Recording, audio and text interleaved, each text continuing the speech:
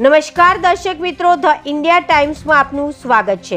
મલાજાના સુનિલ રાઠવાએ હૈદરાબાદ નિદર્શનમાં ભાગ લીધો હોય। હૈદરાબાદ ખાતે દેશના રાષ્ટ્રપતિ દ્રૌપદી મુર્મુએ પિઠોરા આર્ટનું નિરીક્ષણ કર્યું।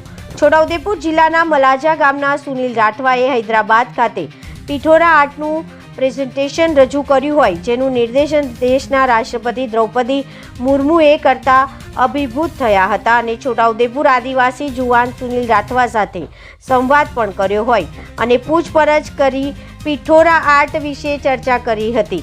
છોટાઉદેપુર જિલ્લામાં આદિવાસી સમાજ, નવી પેઢી, નવી જનરેશન કઈ રીતે જે કળા, સંસ્કૃતિ અને પારંપરિક વારસાને આજે પણ જાળવી રાખ્યો છે, જે વખાણવા લાયક બાબત છે। જ્યારે આ કળા જોઈને રાષ્ટ્રપતિ પણ અભિભૂત થયા હતા।